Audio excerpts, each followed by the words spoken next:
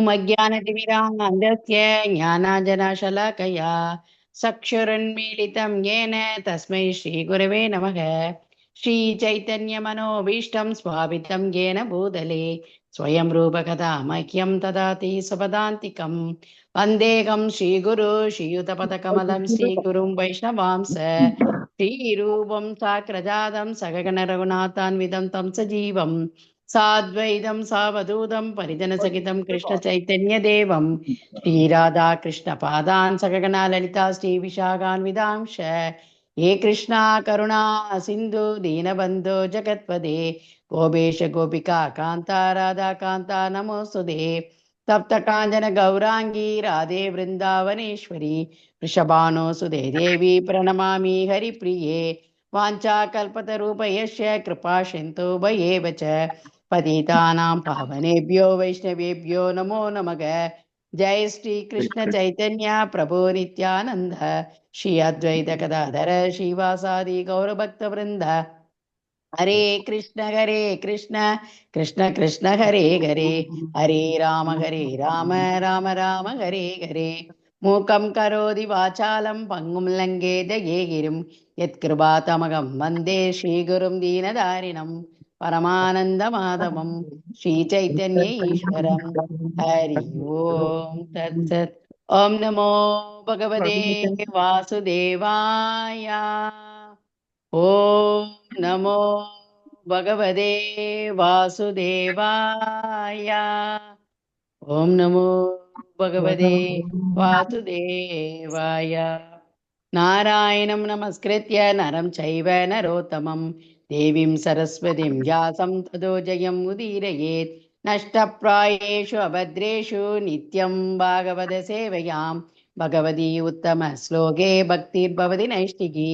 निगमकल्पतरो कलितं फलं सुखमुखादमृतद्रवसंयुतं पिबत भागवतमृतमालयं मुगुरगुरसिका पुविपावकाः षण्वदां सुखदः कृष्णा पुण्येश्वरन कीर्तनक हृदयन्तस्थो हि अभद्राणि वितुर्नोति सुकृत सदाम्। हरे कृष्णा। नंदी प्रभुजी। सर्वशास्त्राब्धि पीयूषा सर्ववेदैकषत्फला सर्वसिद्धान्तरत्नाद्या सर्वलोकैकदृक्प्रदा सर्वभागवत प्राणा श्रीमद्भागवत प्रभो कलिद्वन्तोदिदादित्या श्रीकृष्णा परिवर्तिता परमानन्दपाताय प्रेमवर्षि अक्षरायते शर्वाद सर्वसेव्याय श्रीकृष्णाय नमोऽस्तु मे। मत् एकबन्धो मत्सङ्गिन् मद्गुरु मन्महादना मन्निष्ठारका मद्भाग्या मत् आनन्ता नमोऽस्तु ते। असाधु साधुता दायिन् अतीनो चाताकराः नमुञ्चा कदाचिन्मां प्रेम्ण हृत्कन्तयो स्फुरा। हरे कृष्णा कृष्ण कृष्ण हरे हरे हरे राम राम राम हरे हरे। ஹரே கிருஷ்ண பக்தர்களே, மீண்டும் உங்கள் அனைவரையும் இந்த சாஸ்திரங்கள் சம்பாஷணைகள் நிகழ்ச்சியில் வரவேற்பதில் மகிழ்ச்சி அடைகிறேன். நம்ம இந்த நிகழ்ச்சியில ஒவ்வொரு சம்பாஷணைகள் பாகவதத்துல உள்ள மிக குறிப்பான சுவையான சம்பாஷணைகளை பத்தி நம்ம தெரிஞ்சுக்கிட்டு இருக்கோம். இன்னைக்கு ஒரு புதுசா ஒரு சம்பாஷணை, ரொம்ப ஒரு முக்கியமான ஒரு சம்பாஷணையும் இது. நைமிசாரண்யத்தில் உள்ள சாதுக்கள், அந்த சாதுக்கள் சூத கோஸ்வாமியிடம் கேட்ட 6 கேள்விகள், அந்த 6 கேள்விகளை பத்தி நம்ம தெரிஞ்சுக்க போறோம். எப்படி பரீட்சித் மகாராஜா ஆரம்பத்துல 2 கேள்விகளை கேட்டு பாகவதம் துவங்கியதோ அது போல இந்த 6 கேள்விகளும் முக்கியம் வாய்ந்த கேள்விகள். சூத கோஸ்வாமியிடம் நைமிசாரண்யத்தில் அந்த சாதுக்கள் கேட்ட கேள்வி, அதை பத்தி நம்ம தெரிஞ்சுக்க போறோம். அங்க என்ன நடந்தது, எப்படி நடந்தது அப்படிங்கிற ஒரு விஷயம். இது எல்லாமே தெரிந்து கொள்வதற்கு முன்பாக ஒரு அற்புதமான ஒரு ஸ்லோகம், அதாவது இந்த கேள்விகளுக்கு பதிலளிக்கக்கூடிய வகையில் சூத கோஸ்வாமி இதை பின்னாடி கூறப்போகிறார். ஆனால் இந்த பாகவதத்தினுடைய ஒரு முக்கியத்துவம், நம்ம இந்த பாகவத்தை எதுக்காக தெரிஞ்சுக்கணும், இதுல பகவானை பற்றிய விஷயங்கள் எல்லாமே ஏன் தெரிந்து கொள்ள வேண்டும் அப்படின்னு பார்க்கும் பொழுது இந்த கேள்வியை கேட்கிறாங்க ஆக்சுவலா சாதுக்கள். அதற்கு பதில் அளிக்க போறார். நம்ம அதுக்கு போறதுக்கு முன்னாடி நம்ம இதை புரிஞ்சுக்கலாம். இந்த கேள்விகள், அதாவது இந்த ஒரு பாகவதத்தை நாம் தெரிந்து கொள்வதனுடைய ஒரு அவசியம் என்னவென்றால், பகவான் கிருஷ்ணர் தன்னுடைய லீலைகளை எல்லாம் முடித்து கொண்டு, எல்லாமே முடிச்சாச்சு, கிருஷ்ணாவதாரம் முடிஞ்சாச்சு. பகவான் இந்த பௌதீக உலகத்தில் இருந்து தன்னுடைய நித்தியமான லோகத்தை நோக்கி செல்கிறார், சென்று விடுகிறார் அவர். அப்படி இருக்கும்போது நிறைய சாதுக்களுக்கெல்லாம் ஒரு மிகப்பெரிய ஒரு அச்சம், ஒரு பயம் ஏற்படுகிறது. பகவான் இல்ல அப்படின்னா தர்மம் அங்கு இல்லாம போயிடுமே. பகவான் இருக்கிற வரைக்கும் தர்மம் அங்கு பரிபாலனை செய்யப்பட்டது. அப்படி இருக்கும் பொழுது அவர்கள் கேட்கக்கூடிய ஒரு கேள்வி, பகவான் சென்ற பிறகு தர்மமும் ஞானமும் எங்கு சென்று அடைக்கலம் அடைந்தன அப்படிங்கிற ஒரு கேள்வி. அதனால இந்த பாகவதம் ஏன் படிக்க வேண்டும் அப்படிங்கிறதுனுடைய ஒரு முக்கியத்துவம் நமக்கு தெரிகிறது. ஒரு அற்புதமான ஒரு ஸ்லோகம். கிருஷ்ணேஸ்வதாம உபகதே தர்ம ஞானாதிபி சஹா கலௌ நஷ்டௌ திருஷம் ஏஷா புராணார்கோ அதனோதிதஹா. இந்த ஸ்லோகம் அனுப்பியிருக்க, யாராவது படிக்க விரும்புனீங்கன்னா படிக்கலாம்.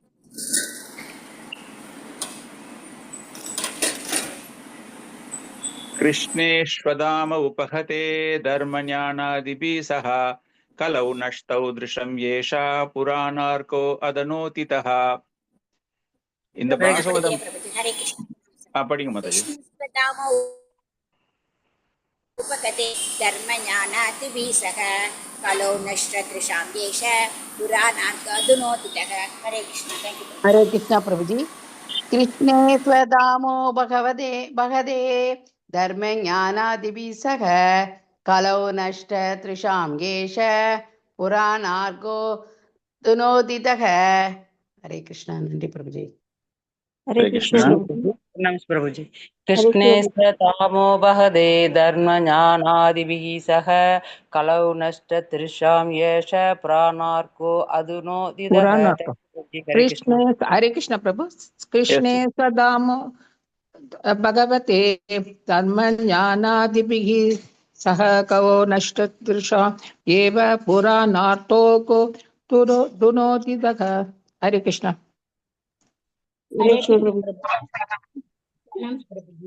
படிங்க மாதாஜி. நாகேஸ்வரர் படிங்க. कृष्णे स्वदामो भगवते धर्म ज्ञानादिभिः सह कलौ नष्ट त्रिषां येष पुराणार्को अधुनोदितः. कृष्णो स्वतामो पदगो धर्म ज्ञानादिभिः सह कलौ नष्ट त्रिषा येष पुराणोः दुःशेषः. हरे कृष्ण प्रभु जी. कृष्णे स्वतामो उपगते धर्म ज्ञानादिभिः सह कलौ नष्ट त्रिषां येष पुराणार्को अधुनोदितः. थैंक यू प्रभु जी. हरे கிருஷ்ணா. ஹரே கிருஷ்ணா பிரபுஜி. இந்த ஸ்லோகம் எங்க இருக்கு பிரபுஜி? புக்ல இருக்கா இல்ல நீங்க போட்டுருக்கீங்களா? நாங்க அந்த குரூப்ல அனுப்பியிருக்கோம் மாதாஜி. 1.3.43. இது நிறைய டிஃப்ரெண்ட் ஸ்லோகாஸ் வரும். உங்களுக்கு வந்து அது இல்லைன்னா உங்களுக்கு கஷ்டம், உங்களுக்கு தெரியாது. அனுப்பியிருக்கேன், நான் அனுப்பியிருக்கு ஆல்ரெடி. சென்ட் மாதாஜி லிங்க்ல அனுப்பியிருக்கு. ஓகே, வேற ஏதாவது படிக்கிறதா படிங்க. हरे कृष्ण प्रभु जी. कृष्णा स्वदामो कृष्णे स्वतामो भगवते धर्म ज्ञानादिभिः सह कलौ नष्ट त्रिषां येष पुराणार्को धुनोदितः. हरे कृष्ण. कृष्णे स्वतामो भगवते धर्म ज्ञानादिभिः सह कलौ नष्ट त्रिषां येष पुराणार्को धुनोदितः. அதனை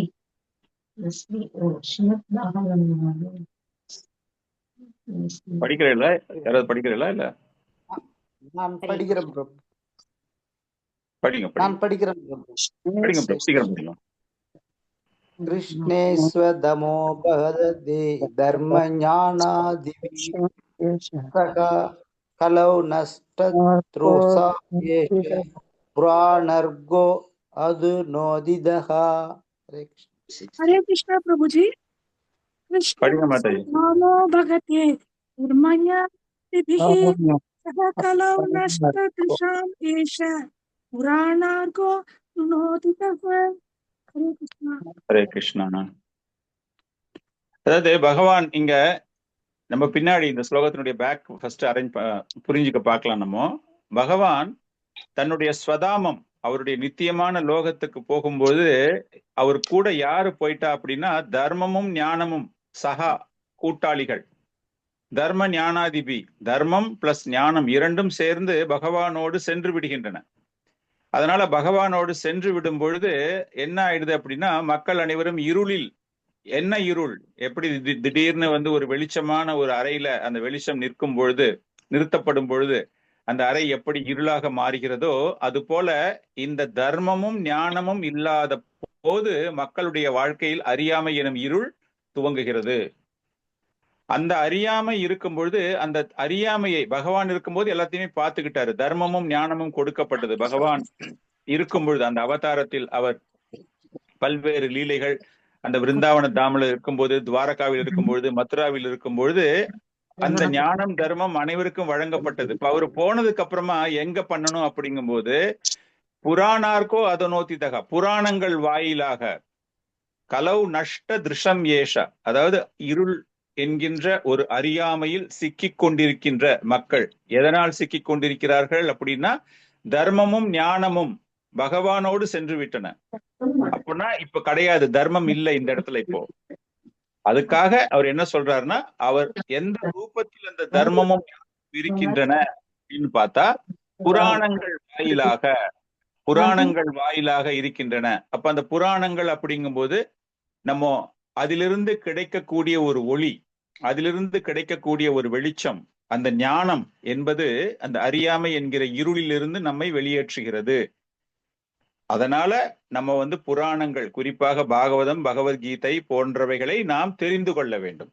இப்ப இந்த 6 கேள்வி அவங்க கேட்கறாங்க அப்படிங்கிறதுக்காக நம்ம இதனுடைய ஒரு முக்கியத்துவம் இந்த பாகவதத்தில், காரணம் என்ன அப்படின்னா, இந்த 6 கேள்விகளுக்கான பதில் இந்த பாகவதத்தில் வழங்கப்பட்டிருக்கிறது. அதன் மூலமாக, அதை தெரிந்து கொள்வதன் மூலமாக, அறியாமை அப்படிங்கிற இருளில் இருப்பவர்கள், அஜ்ஞானத்தில் இருப்பவர்கள் அந்த ஞானப்பாதையை நோக்கி வர வேண்டும் அப்படிங்கிறதுக்காக இது எவ்வளவு முக்கியம் வாய்ந்தது அப்படிங்கிற ஒரு விஷயம் நாம் இதில் தெரிந்து கொள்கிறோம். இந்த பாகவதம் யாரால் தொகுக்கப்பட்டது அப்படிங்கிற விஷயம் நம்ம எல்லாருக்குமே தெரியும். வியாசதேவர். அந்த வியாசதேவர் என்ன பண்றாரு, அது நம்ம பின்னாடி வரும்போது பார்க்கலாம். அந்த இது ஒரு கேள்வியாக இருக்கிறது. அந்த கேள்விக்கு நம்ம வரும்போது கொஞ்சம் விவரமாக பார்க்கலாம். அந்த வியாசதேவர் தொகுத்த பாகவதத்தினுடைய சாராம்சம், சுருக்கத்தை தன்னுடைய மகனான சுகதேவ கோஸ்வாமிக்கு அவர் வழங்குகிறார். 18,000 ஸ்லோகங்கள் உடைய அந்த பாகவதத்தினுடைய சாராம்சத்தை அப்பா பையனுக்கு சொல்ற மாதிரி வியாசதேவர் சுகதேவ கோஸ்வாமிக்கு வழங்குகிறார். அந்த சுகதேவ கோஸ்வாமி பரீட்சத் மகாராஜ், அந்த பரீட்சத் மகாராஜாவிற்கு அந்த கதை நம்ம எல்லாருக்குமே தெரியும். அந்த ஸ்ருங்கி அப்படிங்கிற ஒரு பிராமண சிறுவனுடைய ஒரு சாபம், கலி வந்ததற்கான ஒரு அடையாளம். அந்த பிராமண சிறுவனினுடைய ஒரு சாபம், 7 தினங்களில் அவருக்கு மரணம் ஏற்பட போகிறது. அப்படிங்கும் பொழுது அவர் இந்த சாதுக்களிடம் தஞ்சம் அடையும் போது பரீட்சத் மகாராஜாவிற்கு சுகதேவ கோஸ்வாமியின் தலைமையில் பரீட்சத் மகாராஜா கேட்ட 2 கேள்விகளுக்கு பதில் வழங்கப்படுகிறது. அப்போ இந்த பாகவதப்புடைய முழு தொகுப்பும் அவருக்கு வழங்கப்படுகிறது. அந்த மாதிரி அந்த பாகவதம் எங்க இருந்து ஆரம்பிச்சது, வியாசதேவர் தன்னுடைய மகனுக்கு கூறி, அந்த மகன் பரீட்சத் மகாராஜாவுக்கு கூறி கொண்டிருக்கிற அந்த சபையில், யமுனை நதிக்கரையினுடைய கரையில், ஆற்றங்கரையில் இந்த ஒரு சம்பாஷணை நடந்து கொண்டிருக்கும் போது நிறைய சாதுக்கள், அவர் வந்து தனியா ஒரே ஒரு பரீட்சத் மகாராஜாவுக்கு மாத்திரம் சொல்லல சுகதேவ கோஸ்வாமி, இந்த மாதிரி ஒரு சத்சங்கம், ஒரு சொற்பொழிவு, பகவானை பற்றிய ஒரு பாகவத சப்தாகம் அந்த மாதிரிலாம் நடக்குது. அப்படிங்கும்போது நிறைய பேர் போய் கேட்பாங்க. அப்படி கேட்டவர்களில் ஒருவர் தான் சூத கோஸ்வாமி. இந்த சூத கோஸ்வாமி எல்லாத்தையுமே கேட்டுக்கிட்டே இருக்கார். அந்த கேட்ட விஷயங்கள் அனைத்தையுமே நைமிசாரண்யத்தில், இப்ப இந்த இடத்துல வந்து பரீட்சத் மகாராஜா 7வது நாள் அந்த பாம்பு தீண்டி மரணம் ஏற்படுகிறது. அந்த 7 நாளுமே சுகதேவ கோஸ்வாமி அவருக்கு அந்த பாகவதத்தினுடைய ஒரு பெருமைகளை, அவர் கேட்ட கேள்விகள் மூலமாக அப்படியே நிறைய கிளை கேள்விகள் எல்லாமே கேட்டுக்கிட்டே வர்றாரு. அவரு எல்லாத்துக்குமே பதில் சொல்லிட்டே வர்றாரு. அவரு அதை எல்லாமே இந்த சூத கோஸ்வாமி கேட்டுக்கொண்டிருக்கிறார். கேட்டுக்கொண்டிருக்கும் பொழுது அந்த பீரியட் முடிஞ்சு போயாச்சு. பரீட்சத் மகாராஜாவுக்கு வந்து அந்த பாம்பு தீட்டி மரணம் ஏற்படுகிறது. ஜனமே ஜெயன் பரீட்சத் மகாராஜாவுடைய மகனுக்கு வந்து ஆட்சி பரிபாலனம் செய்வதற்கு அங்கு உள்ள பிராமணர்கள் எல்லாமே வந்து எல்லா காரியங்களையுமே செஞ்சு வைக்கும் போது அந்த இடத்தை விட்டு சூத கோஸ்வாமி வெளியேறுகிறார். வெளியேறும் பொழுது பொதுவாக சாதுக்களுடைய ஒரு முக்கியமான ஒரு அம்சம், முக்கியமான ஒரு குணம் என்ன அப்படின்னா, உலக மக்கள் நலனை கருதி எப்பொழுதுமே அவர்கள் வேள்வி தீயில் பகவானுக்கான எல்லா விதமான ஆஃபரிங்ஸ் எல்லாமே கொடுத்துட்டு பகவானை துதிப்பாடுவது வழக்கம், யாகங்கள் செய்வது வழக்கம். அப்படி இருக்கும்போது இந்த சூத கோஸ்வாமி சாதுக்கள் அவங்க ஒரு இடத்துல நிரந்தரமா இருக்கவே மாட்டாங்க. அவங்க ஒவ்வொரு இடமா அப்படியே போய்கிட்டே இருப்பாங்க. அப்படி வரும்பொழுது நைமிசாரண்யத்தில் இந்த வேள்வி இந்த வேள்வி யாகம் நடந்து கொண்டிருக்கும் பொழுது அந்த வழியா அவர் வரார். இதுல என்ன ஒரு ரொம்ப சிறப்பு அம்சம் என்றால், சூத கோஸ்வாமி அங்க வரும்பொழுது பரீட்சித் மகாராஜாவிற்கு மரணம் ஏற்பட்டு விட்டது. பரீட்சித் மகாராஜாவுக்கு மரணம் ஏற்பட்டாலும் கூட, ஜனமேஜயன் ஆட்சி செய்து கொண்டிருந்தாலும் கூட, ஆச்சாரியர்கள் என்ன எழுதுறாங்க அப்படின்னா, அந்த தாக்கம், எந்த தாக்கம்?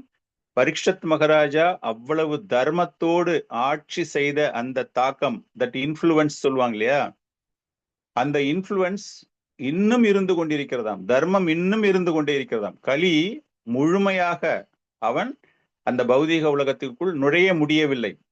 அவர் ஒரு 5 இடம் கொடுத்து அங்க அடக்கி வச்சிருக்காரு இல்லையா, அப்படியே தான் இருக்கு. இன்னும் அந்த கலி வளரவில்லை. ஜனமேஜயன் வந்திருந்தாலும் கூட சாதுக்கள் என்ன சொல்றாங்க அப்படின்னா, அது ஜனமேஜயனுடைய ஆட்சி கிடையாது, அது பரீட்சித் மகாராஜாவுடைய ஒரு ஆட்சி தான். சோ அந்த தர்மம் பரிபாலனம் செய்து கொண்டு இருக்கின்றார்கள். அந்த வகையில் இந்த சாதுக்கள் 1000 வருடங்கள் செய்யக்கூடிய ஒரு யாகத்தை அவர்கள் அங்கு நடத்தி கொண்டிருக்கிறார்கள். அந்த நேரத்துல அந்த சாதுக்களுக்கு ஒண்ணுமே தெரியாது. பரீட்சித் மகாராஜாவுக்கு இந்த மாதிரி ஆயிடுச்சு, அவருக்கு பாம்பு தீண்டி அவர் ஒரு சாபத்தினால், அந்த சிருங்கீஸ்வரனுடைய சாபத்தினால் அவருக்கு மரணம் ஏற்பட்டிருக்கு அப்படிங்கிற ஒரு விஷயம் ஒண்ணுமே தெரியாது அவங்களுக்கு.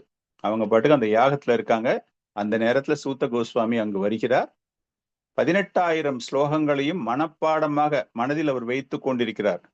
நம்ம எல்லாம் இப்ப என்ன பண்றோம்? வாட்ஸ்அப்ல எழுதி வச்சுக்கிறோம், ஒயிட் பேப்பர்ல எழுதி வச்சுக்கிறோம், கம்ப்யூட்டர்ல எழுதி வச்சுக்கிறோம். ஒரு 10 இடத்துல நம்ம எழுதி வச்சுப்போம் ஒரே ஸ்லோகத்தை. இது மிஸ் பண்ணா அதை போய் பார்க்கலாம், அது மிஸ் பண்ணா இதை போய் பார்க்கலாம் அப்படின்னு. அவரு எல்லாத்தையுமே தன்னுடைய மனதில் வைத்து கொண்டு இந்த சாதுக்கள் கேட்கக்கூடிய கேள்விகளுக்கு அவர் பதிலளிக்கிறார். 18,000 ஸ்லோகத்தினுடைய சாராம்சமும் அவர் மைண்டில் அப்படியே இருக்கு. அப்பனா சுகதேவ கோஸ்வாமி பரீட்சித் மகாராஜாவிற்கு கொடுக்கப்பட்ட விளக்கங்கள், பரீட்சித் மகாராஜா ஒரு சில கேள்வி டைரக்டா கேட்டிருக்காரு, ஒரு சில கேள்விகள் அவர் கேட்கவில்லை என்றாலும் கூட அந்த பதில்கள் கனெக்டட் ஆன்சர்ஸ். அவர் கேட்ட கேள்விக்கு அதை தொகுத்து வழங்க வேண்டும் அப்படிங்கிறதுக்காக பரீட்சித் மகாராஜா சுகதேவ கோஸ்வாமி பல்வேறு விளக்கங்களை தருகிறார். அப்படின்னா எல்லாமே அவர் அதுல ஆன்சரா இருக்குதுல.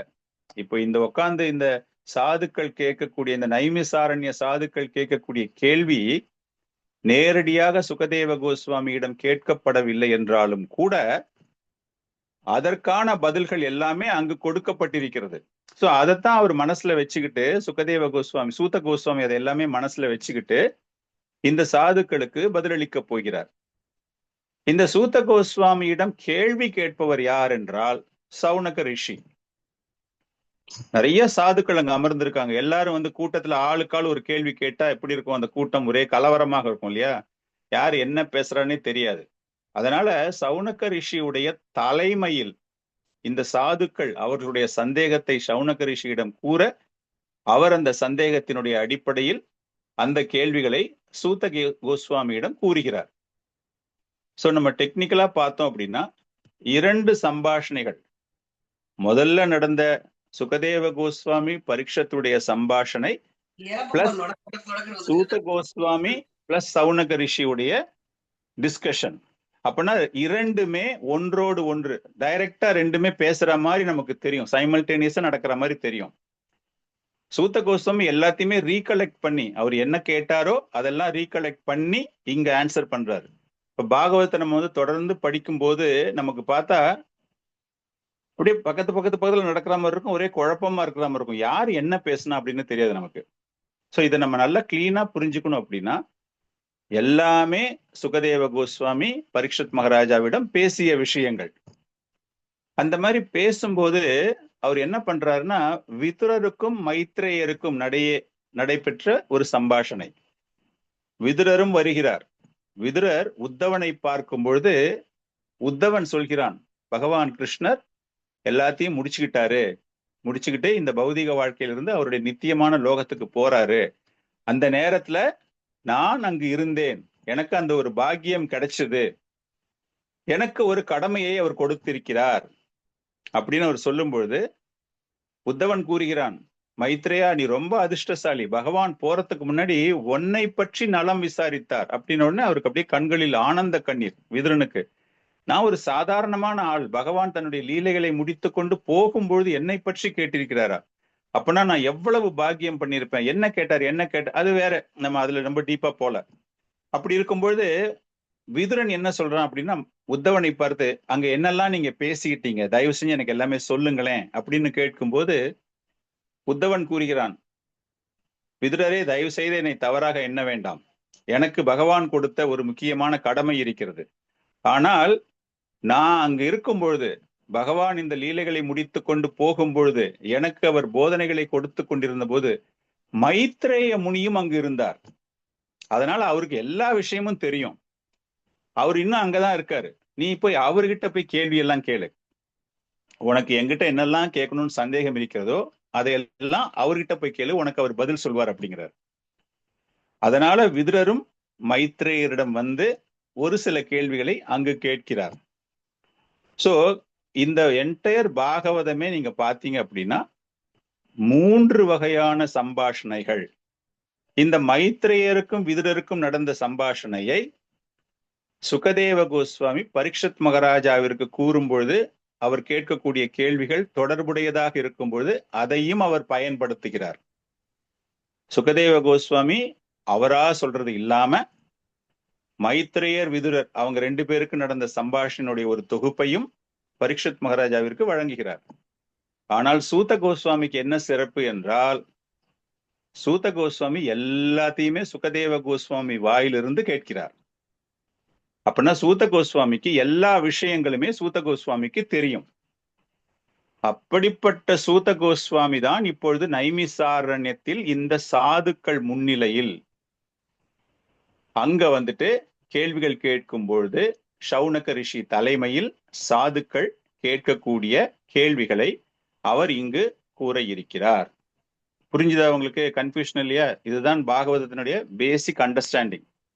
நிறைய பேருக்கு தெரிஞ்சிருக்கும், ஒரு சில பேருக்கு ஒரு சில குழப்பங்கள்லாம் இருக்கலாம். ஸோ பாகவதம் அப்படிங்கிறது எப்படி அமைக்கப்பட்டிருக்கிறது, இதனுடைய வடிவம் எப்படி இருக்கு. இன்னொரு ரொம்ப முக்கியமான ஒரு விஷயம் நீங்க என்ன தெரிஞ்சுக்கணும் அப்படின்னா, பாகவதத்தில் தத்துவ ரீதியாக நாம் என்ன கருத்துகள் என்ன போதனைகள் வழங்கப்பட்டுள்ளனவோ அதை தெரிந்து கொள்வதில் தான் நாம் ஆர்வம் காண்பிக்க வேண்டும்.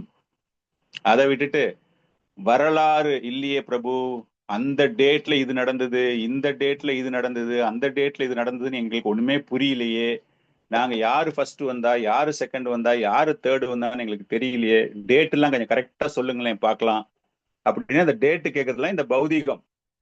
நான் இந்த டேட்ல பிறந்தேன், இந்த டேட் எனக்கு கல்யாணம் ஆச்சு, இந்த டேட் எனக்கு முதல் குழந்தை பிறந்தது அப்படின்னு நம்ம ஞாபகம் வச்சுக்கிறது எல்லாமே பௌதிகத்தனமான விஷயங்கள்.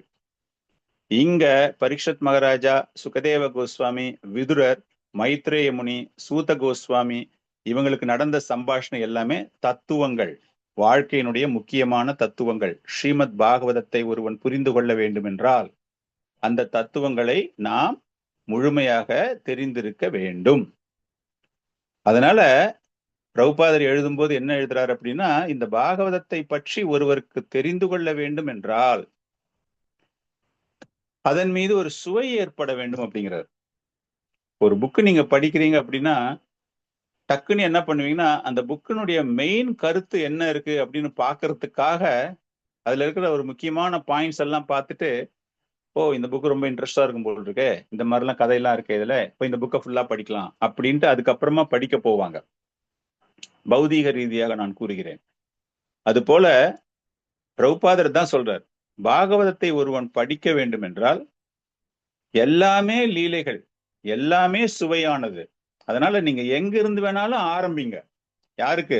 சுவை வருவதற்கு முன்பு எனக்கு இதனுடைய சுவை ஏற்பட வேண்டும், இதை பத்தி நான் தெரிந்து கொள்ள வேண்டும் அப்படின்னு ஒருவன் ஆசைப்படும் பொழுது பாகவதத்தை எங்கிருந்து வேணாலும் நீங்க படிங்க. கொஞ்சம் கொஞ்சமா நீங்க படிச்சீங்கன்னா கூட, இந்த ஸ்கந்தம் நீங்க படிக்கிறீங்க, அடுத்த ஸ்கந்தம் படிக்கிறீங்க, மாறி மாறி படிக்கிறீங்க, அப்படிங்கும்போது ஒரு சுவை உங்களுக்கு நிச்சயமாக ஏற்படும் அப்படிங்கிறார். அந்த மாதிரி உங்களுக்கு ஒரு சுவை ஏற்பட்ட பிறகு உடனே நீங்கள் பாகவதத்தின் முதல் ஸ்கந்தத்திலிருந்து படிக்க ஆரம்பிக்க வேண்டும் அப்படின்னு சொல்ற அவரு, தயவு செய்து பகவானினுடைய ராசலீலையை நேரடியாக நீங்கள் படிக்க கூடாது.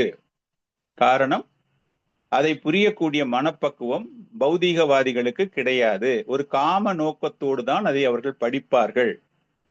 அதனால பாகவத சுவையை அவர்களால் அனுபவிக்க முடியாது. உங்களுக்கு ஒரு சுவை ஒண்ணு ஏற்படணும் அப்படின்னா நீங்க ஸ்டார்ட் பண்ணுங்க. சுவை உங்களுக்கு வந்துடுச்சுன்னு தெரிஞ்ச உடனே நீங்க முதலிலிருந்து செல்ல வேண்டும்.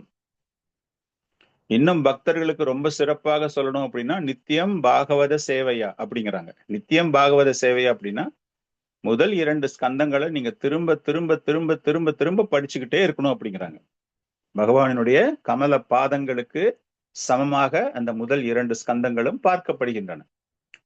அதனால பகவானுடைய கமல பாதங்களில் முழுமையாக நீங்கள் தஞ்சமடைய வேண்டும் அப்படிங்கிற விஷயத்திற்காக ஃபர்ஸ்ட் 2 கேண்டோ டிவோட்டிஸ், பக்தர்களாக மாறியவர்கள் அந்த 2 ஸ்கந்தங்களை மீண்டும் மீண்டும் படித்துக் கொண்டே இருக்க வேண்டும்.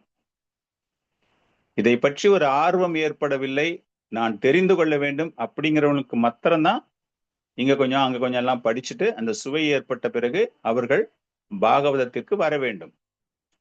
இந்த பாகவதம் படிப்பதனுடைய ஒரு சிறப்பு, எதற்காக இதை படிக்க வேண்டும், ஏன் தெரிந்து கொள்ள வேண்டும் அப்படிங்கிற ஒரு விஷயம் பிரகலாத மகாராஜா ரொம்ப அமக்களமாக சொல்கிறார். அவர் சொல்லக்கூடிய ஒரு விஷயம் என்ன? ஸ்ரீ பிரகலாத உவாச்ச கௌமார ஆச்சரே பிரக்ஞோ தர்மம் பாகவதங்கிஹா துர்லபம் மானுஷம் ஜன்ம ததபி அதுருவம் அர்த்ததம். யாராவது படிக்கிறீங்களா? படிக்கிறதா படிக்கலாம். हरे कृष्णा प्रभुजी, प्रणाम प्रभुजी। श्री प्रहलाद उवाच कौमारम् आचरेत् प्राज्ञो धर्मान् भागवतानिह दुर्लभं मानुषं जन्म तत्तव्यत्रुदम् अर्थतम्। थैंक यू प्रभुजी। हरे कृष्णा।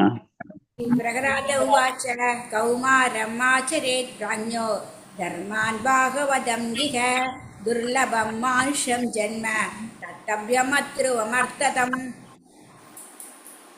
हरे कृष्ण।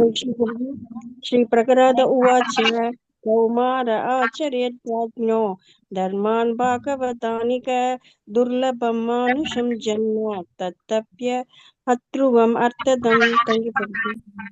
हरे कृष्ण प्रभुजी। प्रहलाद उवाच कौमार आचरेत् प्राज्ञो धर्मान् भागवतान् इह दुर्लभं मानुषं जन्म तत्तपि अपूर्वम् अर्थदम्। हरे कृष्ण। हरे कृष्णा प्रभुजी। यस। श्री प्रहलाद उवाच कौमार आचरेत् प्राज्ञो धर्मान् भागवतानिह दुर्लभं मानुषं जन्म ततप्य अध्रुवम् अर्थदम्। हरे कृष्णा प्रभुजी। यस, படிங்க மாதாஜி। படிங்க மாதாஜி। படிங்க மாதாஜி, நீங்க படிங்க। श्री प्रहलाद उवाच कौमार आचरेत् प्राज्ञो धर्मान् भागवतान् इह दुर्लभं मानुषं जन्म तत्तव्यत्रुवम् अर्थतम्। हरे कृष्णा। हरे कृष्णा। கோபி மாதாஜி படிக்கிறீங்களா? கோபி ராமசுவாமி கை உயர்த்தப்பட்டிருக்கிறது, படிக்கிறதா இருந்தா படிங்க। எஸ்। श्री प्रहलाद उवाच कौमार आचरेत् प्राज्ञो धर्मान् भागवतानिह दुर्लभं मानुषं जन्म तदप्यध्रुवमर्थतम्। हरे कृष्ण। மோகன்ராஜ் பிரபு படிக்கிறீங்களா? हरे कृष्ण படிக்கிறேன் பிரபு। श्री प्रहलाद उवाच कौमार आचरेत् प्राज्ञो धर्मत भगवानिह दुर्लभं मनुषं जन्म तत् अवै आकृतम् अर्थम। हरे कृष्ण प्रभु। हरे कृष्ण प्रभु जी। उवाच कौमार आचरेत् धर्मान् भागवतानिह दुर्बलं मनसं जन्म अत्तबि अत्रुवम् अर्थम्। हरे कृष्ण। श्री प्रहलाद कौमार आचरेत् प्राज्ञो धर्मान् भागवतानिह दुर्लभं மானுஷம் ஜன்ம தத் அப்பிய அத்ருத்வம் அதத்தம். ஹரே கிருஷ்ண. ஹரே கிருஷ்ண. சோ பிரகலாத் மகாராஜ் இங்க என்ன சொல்றாரு அப்படின்னா, எவன் ஒருவனுக்கு புத்தி இருக்கின்றதோ, கொஞ்சம் புத்திசாலித்தனம், ஓரளவுக்கு எல்லாமே புரிஞ்சு கொள்ளக்கூடிய விஷயங்கள் இருக்கும்போது, அப்படிப்பட்டவர்கள் இந்த சரீரத்தை, இந்த ஹியூமன் ஃபார்ம் சொல்றோம்ல, இந்த சரீரத்தை எவ்வளவு வேகமாக சிறு வயதிலிருந்தே அதை அவர்கள் பயன்படுத்தி கொள்ள வேண்டும். எதுக்காக பயன்படுத்தி கொள்ள வேண்டும் என்றால், பக்தி தொண்டு ஆற்றுவதற்கு, பக்தியில் தன்னை ஈடுபடுத்தி கொண்டு, மற்ற செயல்களிலிருந்து தன்னை வெளியேற்றி கொண்டு பக்தியில் ஈடுபட வேண்டும். அப்படிங்கிற கௌமார ஆச்சரே பிரக்ஞோ, சின்ன வயசா இருந்தாலும் கூட ஆரோக்கியமான ஒரு உடல் இருக்கும் பொழுது அவர்கள் பக்தியில் தங்களை முழுமையாக ஈடுபடுத்தி கொள்ள வேண்டும். பௌதீக செயல்களில் ஈடுபடுத்தி கொள்ளக்கூடாது. சோ பக்தி தொண்டு அப்படிங்கும்போது நம்ம எல்லாருக்குமே தெரியும். பக்தி தொண்டு அப்படிங்கும்போது 9 வகையான நவவித பக்தியில சவணம், கீர்த்தனம், விஷ்ணு ஸ்மரணம். நீங்க இந்த மாதிரி ஒரு சவணம் கேட்பதோ அல்லது இதை படிப்பதோ அதுவே மிகச்சிறந்த ஒரு பக்தி தொண்டாக பார்க்கப்படுகிறது. அதனால இந்த சாதுக்கள் கேட்கக்கூடிய கேள்வி, நம்ம இந்த ஸ்ரவணம் மூலமாக நம்மை நாம் பக்தி தொண்டில் ஈடுபடுத்திக் கொள்கிறோம். காரணம் என்ன அப்படின்னா, இந்த ஜீவராசிகள், இந்த மனித ஜீவராசிகள், இந்த உடல் ஆரோக்கியமான உடல் என்பது தற்காலிகமான உடலாக இருந்தாலும் கூட இது போன்ற ஒரு பக்தி தொண்டில் அதை ஈடுபடுத்துவதன் மூலமாக அதை பயனுள்ளதாக நாம் மாற்றிக்கொள்ள வேண்டும். துர்லபம் மானுஷம் ஜென்ம, ரொம்ப ரேரஸ்ட் ஃபார்ம். அந்த அளவுக்கு இந்த ஒரு உடல், இந்த ஒரு பிறவி எளிதில் கிடைக்காது. அதை முழுமையாக நாம் பயன்படுத்தி கொள்ள வேண்டும். தத் அபி அதுர்வம் அர்த்ததம், கொஞ்சோது நீங்க பிராக்டிஸ் பண்ணா கூட இந்த பக்தி தொண்டில் நீங்க ஒரு சின்னதா ஒரு 80 வருஷம் ஒருத்தன் இருக்கான், அதுல ஒரு வருஷம் ஓவரால் பீரியட் நீங்க பாத்தீங்கன்னா அதுல நீங்க இந்த பக்தியில உங்களை ஈடுபடுத்தி கொண்டிருக்கிறீர்கள் என்றாலும் கூட நீங்கள் முழுமை அடைகிறீர்கள், பரிபூர்ணத்துவத்தை அடைகிறீர்கள். அந்த அளவிற்கு அது முக்கியமானதாக இருக்கிறது. வேத கலாச்சாரம் அப்படின்னாலே வேதங்களை படிக்க வேண்டும், படித்து பக்தியில் ஒரு முழுமையான நிலையை அடைய வேண்டும். அப்படிங்கிறது தான் இந்த ஜீவராசி, இந்த மனித ரூபத்தை பெற்ற ஜீவராசிகளுக்கு. அதனாலதான் வேத கலாச்சாரம்லாம் நம்ம பார்த்தோம் அப்படின்னா, அந்த வர்ணாசிரம தர்மம் அப்படிங்கும்போது அந்த பிரம்மச்சரியம் அதுல இருந்து ஒரு குழந்தை பருவம் அப்படிங்கன்னா ஒரு பிரம்மச்சரியம் இல்ல, 5 வயது 6 வயதிலேயே குருகுலத்துல சேர்த்து விட்டுருவாங்க. அந்த பிரம்மச்சரியத்தை பயனுள்ளதாக, எப்படி பயனுள்ளதாக, அங்க இப்ப மாடர்னா கத்து கொடுக்குறாங்களே, கராத்தே கத்துக்கோ, ரன்னிங் கத்துக்கோ, ஸ்கேட்டிங் கத்துக்கோ, ஸ்விம்மிங் கத்துக்கோ, அதுதான் கத்து கொடுக்குறாங்க இல்லையா? பையனுக்கு என்ன பெரிய தெரியும் அப்படின்னா, நல்லா ஸ்விம் பண்ணுவான் பிரபு அவன், நல்லா ஸ்கேட்டிங் போவான் பிரபு அவன், நல்லா ஃபைட்டிங் பண்ணுவான் பிரபு. இதுதான் இன்னைக்கு இல்ல தாய்மார்களுக்கு ஒரு பெரிய பெருமை, என்னுடைய பையனுக்கு இதெல்லாம் தெரியும் அப்படின்னு. ஆனா பிரகலாத் மகாராஜ் இங்க அதெல்லாம் சொல்லவே இல்லை. அந்த பிரம்மச்சரியம், அந்த வர்ணாசிரமத்துல உள்ள முதல் நிலையில் உள்ள அவர்களுக்கு குருகுலத்துல என்ன கத்து கொடுக்குறாங்க அப்படின்னா, வேத பாடங்கள் கற்றுத்தரப்படுகிறது. பக்தியில எந்த அளவுக்கு முக்கியமோ, ஸ்வல்பம் அபி அஷ்ய தர்மஷ்ய திராயத்தே மகதோ பயா. பகவத்கீதையில பகவான் சொல்றாரு இல்லையா, கொஞ்சூது நீங்க அந்த பக்தி பாதையில் நீங்க ஒரு 10 ஸ்டெப் நீங்க நடந்தீங்கனாலும் கூட நிச்சயமாக அந்த பயம் அப்படிங்கிற ஒரு விஷயத்திலிருந்து நீங்கள் பாதுகாக்கப்படுகிறீர்கள். என்ன பயம்? நம்ம எல்லாருக்குமே பயம்னா மரண பயம் ஒண்ணுதான் நம்ம எல்லாருக்குமே பயம் இல்லையா? எனக்கு டெத்து வந்துரும், இன்னும் நான் இதை அனுபவிக்கவே இல்லை என் வாழ்க்கையில, இன்னும் நான் இதை தெரிஞ்சுக்கவே இல்லை, எல்லாம் பௌதீக விஷயமாக எனக்கு இது கிடைக்கல அது கிடைக்கல அப்படின்னு அந்த பயம். அதுதான் சொல்கிறார், அந்த பயம் ஒருவனுக்கு எப்பொழுது செல்லும் என்றால், ஸ்வல்பம் அபி அஷ்ய தர்மஷ்ய திராயத்தே. தர்மம் என்றால் என்ன? அந்த பகவானை பற்றி தெரிந்து கொள்வது. அந்த பாதையில் செல்வதற்கு நீங்கள் முதல் அடி எடுத்து வைக்கிறீர்கள். நான் இந்த மாதிரி ஒரு பயணத்தை நான் துவங்க வேண்டும் அப்படிங்கிற ஒரு விஷயம் இருந்தால்தான். அதனால இந்த பாகவதத்தை கேட்பது எவ்வளவு முக்கியம். இந்த இடத்துல எல்லாருமே கேள்வி கேட்கிறாங்க அப்படின்னா அப்ப அது எவ்வளவு முக்கியத்துவம் வாய்ந்ததாக இருக்கிறது. இந்த ஜீவராசிகளுக்கு, இந்த மனித சமுதாயத்திற்கு எப்படிப்பட்ட பலனை தரக்கூடியதாக இருக்க போகிறது அப்படிங்கிற விஷயம்தான் நம்ம தெரிஞ்சுக்க போறோம். இப்ப அடுத்தது இந்த சூத கோஸ்வாமி கேட்டாரு, 18,000 ஸ்லோகங்களையும் மனதில் அப்படியே வச்சுக்கிட்டு இருந்தாரு. அவரு இங்க எல்லாரும் கேட்கிற கேள்விக்கு எல்லாமே பதில் சொல்ல போறாரு அப்படின்னு நம்ம சொல்றோமே. அந்த சூத கோஸ்வாமி அப்படிங்கிறவர் யார்? சூத கோஸ்வாமி யார் என்றால், ரோமஹர்ஷனா அப்படிங்கிற ஒரு மிகப்பெரிய ஒரு சாது. அந்த சாதுவினுடைய ஒரு மகன் தான் சூத கோஸ்வாமி. ஒரு பெரிய சாதுவினுடைய ஒரு மகன் உடனே இந்த அளவுக்கு ஞானம் கிடைக்குமா அப்படிங்கிற ஒரு விஷயம் எல்லாருக்கும் வரலாம்.